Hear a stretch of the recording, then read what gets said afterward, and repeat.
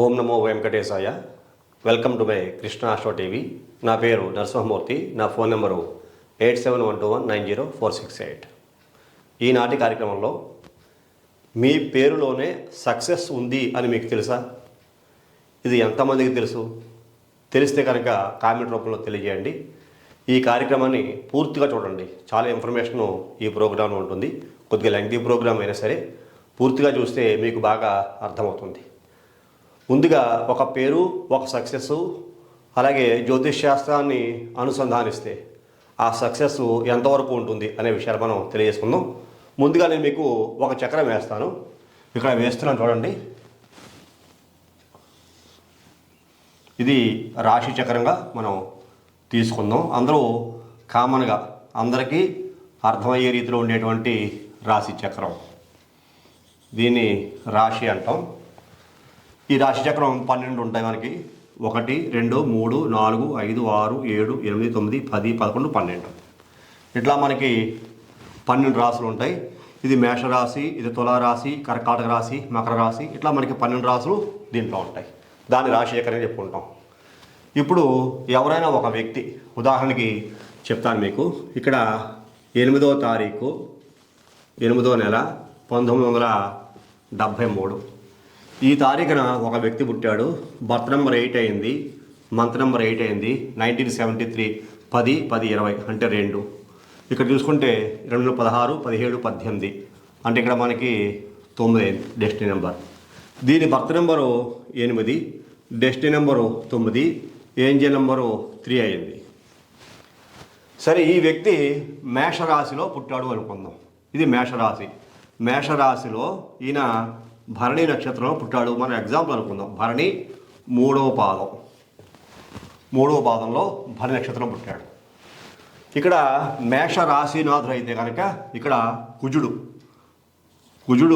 మేషరాశినాథుడు. కుజుడు మేషరాశినాథుడు. మేషరాశికి అధిపతి కుజుడు. ఇక్కడ భరణి నక్షత్రానికి అధిపతి, ఇక్కడ చూడండి, భరణి నక్షత్రానికి అధిపతి ఇక్కడ మనకి శుక్రుడు. ఇక్కడ పుట్టింది చూసుకుంటే ఇక్కడ మేషరాశి. అలాగే నేను రాశి ప్రకారమే చూస్తున్నాను, లగ్నం చూడట్లేదు. అంటే లగ్నం చూసుకుంటే ఇంకా డీటెయిల్గా చెప్పాల్సి వస్తుంది. ఇది సామాన్యమైన ప్రజలకు అర్థమయ్యే విధంగా క్లియర్గా చెప్తాను మీకు. ఇక్కడ భరణి నక్షత్రం 3వ పాదం మేషరాశి అయింది కాబట్టి భరణి నక్షత్రానికి అధిపతి ఏమో శుక్రుడు, మేషరాశికి అధిపతి ఏమో కుజుడు. ఈ రకంగా మనకు కనపడుతోంది. పుట్టింది మేషరాశి. కానీ ఇక్కడ తారీఖులు చూద్దాం. ఇక్కడ 8వ తారీఖు, ఇక్కడ 8వ తారీఖుకి శని ఆధిపత్యం. ఇక్కడ ఇయర్ బర్త్ చూసుకుంటే కనుక దీనికి 2కి చంద్రుడి యొక్క ఆధిపత్యం. చూసారా? మరి ఇక్కడ డెస్టినీ నెంబర్ తీసుకుంటే కనుక ఇక్కడ గురుగ్రహం యొక్క ఆధిపత్యం. అంటే ఇతను birth number, destiny number, Angel number, ఈ జాతక భాగం చూసాం అనుకోండి. అందులో ఏం కనపడుతున్నాయి? పుట్టిన భరణి నక్షత్రంలో మేషరాశిలో మేషరాశినాథుడేమో ఇక్కడ కుజుడయ్యాడు, భరణి నక్షత్రాధిపతేమో శుక్రుడయ్యాడు. ఇక్కడ పుట్టింది 8వ తారీఖు 8వ నెల 73. బర్త్ నెంబర్ 8 తీసుకుంటే 8కేమో శని ఆధిపత్యం వచ్చింది, మంతకు కూడా శని వచ్చింది. ఇక్కడ సంవత్సరం కూడితే 2 అయింది కాబట్టి చంద్రుడు ఆధిపత్యం వచ్చింది. బర్త్ నెంబర్ 8కి చంద్రుడి యొక్క ఆధిపత్యం. అలాగే టోటల్ డెస్టినీ నెంబర్ చూసుకుంటే ఇక్కడ మళ్ళీ మనకి కుజుడి యొక్క ఆధిపత్యం డెస్టినీ నెంబరు. ఏంజల్ నెంబర్ 3 చూసుకుంటే గురుడికి ఆధిపత్యం. ఇక్కడ చూడండి, ఇక్కడ చంద్రుడు, కుజుడు, గురుడు, అలాగే శుక్రుడు, శని, ఇన్ని గ్రహాలు ఇక్కడ లైన్గా రాస్తాను చూడండి. ఇక్కడ మీకు ఇక్కడ రాసుకుంటే ఫస్ట్ చంద్ర, తర్వాత కుజ, తర్వాత చూసుకుంటే గురు, తర్వాత శుక్ర. చూసారా ఏమొచ్చింది? నక్షత్రాధిపతి శుక్రుడు వచ్చాడు, రాశ్యాధిపతి ఏమో కుజుడు వచ్చాడు, ఇక్కడ ఏంజల్ నెంబరు గురుడు వచ్చాడు, ఇక్కడ శని, ఇక్కడ ఈ బర్త్ నెంబర్కి శని వచ్చాడు, అలాగే డెస్టినీ నెంబర్ కుజుడు వచ్చాడు, మళ్ళీ మనకి ఏంజల్ నెంబర్కి గురుడు వచ్చాడు. చంద్రుడు సంవత్సరానికి ఆధిపత్యం చంద్రుడు వచ్చాడు. చంద్ర, కుజ, గురు, శుక్ర, శని అంటే ఓవరాల్గా ఇన్ని గ్రహాలు ప్రభావం ఈ వ్యక్తి మీద ఉంది మనం చెప్పుకోవచ్చు. జ్యోతిషాస్త్ర ప్రకారంగా ఇక్కడ మనం లగ్నాత్తు మేష లగ్నానికి భాగ్యాధిపతి గురుడుగా తీసుకుంటాం. ఇక్కడ ఆటోమేటిక్గా ఏంజల్ నెంబరు గురుబలం వచ్చేసింది. చూసారా? ఇక్కడ భాగ్యాధిపతి గురుబలం ఉంది. లగ్నాత్తు పంచమాధిపతి రవి, ఇక్కడ రవి లేడు. రవి మనకి ఇతనికి మైనస్ పాయింట్లో ఉన్నాడు, రవి బలం లేదు. తర్వాత ఈ యొక్క లగ్నానికి భాగ్యాధిపతి వ్యయాధిపతి గురుడు అయినప్పటికీ కూడా ఇక్కడ రాజ్య లాభాధిపతులు చూసుకుంటే శని అయ్యాడు. శని ఆటోమేటిక్గా ఇక్కడ వచ్చేసాడు. రాజ్యాధిపతి అంటే ఇక్కడ 10, 11 శని వచ్చేసాడు. అలాగే భాగ్యాధిపతి వ్యయాధిపతి గురుడు వచ్చేసాడు. లగ్నాధిపతి అష్టమాధిపతి కుజుడు వచ్చేసాడు. ఇక లగ్నాత్తు చతుర్థాధిపతి చంద్రుడు వచ్చేసాడు. లగ్నాత్తు ద్వితీయ పంచమాధిపతి ఇక్కడ బుధుడు మైనస్ పాయింట్. అలాగే ఇక్కడ మనకి లగ్నాత్తు సప్తమాధిపతి శుక్రుడు, అలాగే తృతీయాధిపతి పంచమాధిపతి బుధుడు, ద్వితీయాధిపతి సప్తమాధిపతి శుక్రుడు ఇక్కడ మనకి ద్విడు చూసుకుంటే లగ్నంలో నక్షత్రాధిపతి శుక్రుడు వచ్చేసాడు. చూసారా, ఇక్కడ మనకి ఓవరాల్గా మైనస్ పాయింట్ రవి బుధుడు మాత్రమే రాలేదు. లగ్నానికి తృతీయ పంచమాధిపతి బుధుడు రాలేదు. లగ్నానికి పంచమాధిపతి అటువంటి షష్టాధిపతి, లగ్నానికి తృతీయ షష్టాధిపతి బుధుడు రాలేదు. లగ్నానికి పంచమాధిపతి ఇక్కడ రవి రాలేదు. ఈ 2 గ్రహాలే మైనస్ ఉన్నాయి. 9 గ్రహాల్లో మనం 7 గ్రహాలే, మిగిలిన 2 గ్రహాలు ఛాయాగ్రహాలుగా తీసుకుంటాం కాబట్టి ఇక్కడ మీకు సుమారుగా చూసుకుంటే ఇక్కడ మనకి 1, 2, 3, 4, 5 గ్రహాలు వచ్చేసాయి. ఇక్కడ యాక్చువల్గా చూసుకుంటే మరి ఇతనికి 100% పవర్స్ రావాలి. పవర్స్ వచ్చేలాగా ఒక పేరు పెట్టాలి. ఆ పేరు పెట్టాలంటే ఇవన్నీ కూడా మనకు సెట్ అవుతాయి.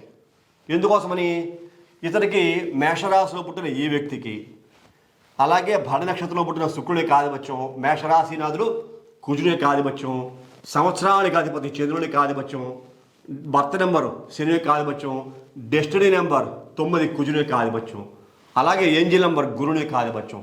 ఇవన్నీ కూడా ఈ వ్యక్తి మీద ప్రభావం చూపిస్తున్నాయి.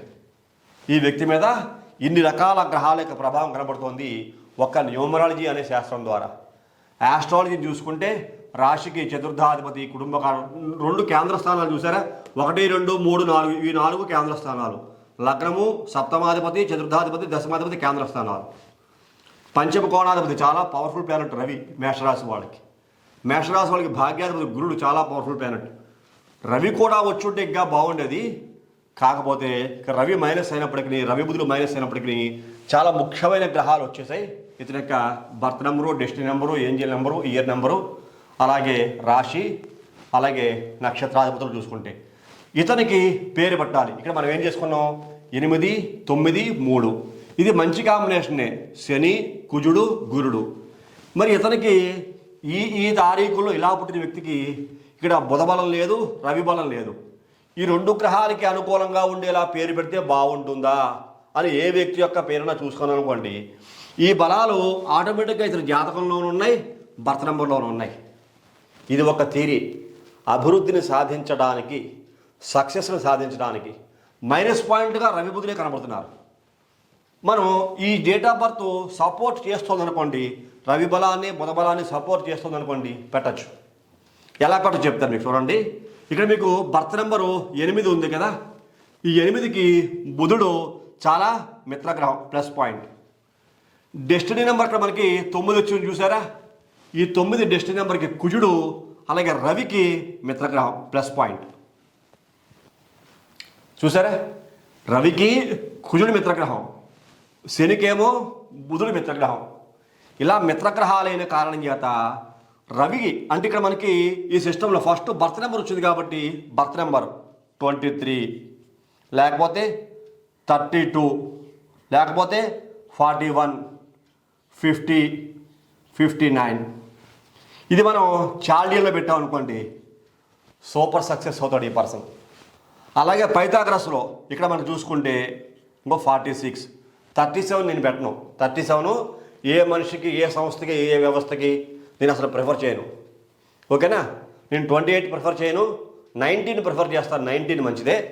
ఇంత మీకు 23కి వెళ్ళినప్పుడు 19 కొద్దిగా రావడం కష్టం కాబట్టి 46, 37 తర్వాత పెద్ద నెంబరు 46 ఉంది.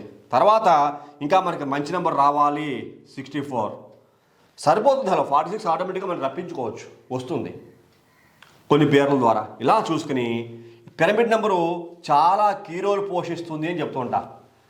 ఈ birth number, destiny number, year number, angel number 3 ఇవన్నీ వచ్చినప్పుడు ఇతనికి పిరమిడ్ నెంబరు ఇక్కడ రవి బుధులకి అనుకూలంగా ఉండేలాగా ఇక్కడ 59 లేకపోతే 41, 46 ఇలా వచ్చిందనుకోండి, ఇతని యొక్క లైఫ్ చాలా హై లెవెల్కి పెడుతుంది.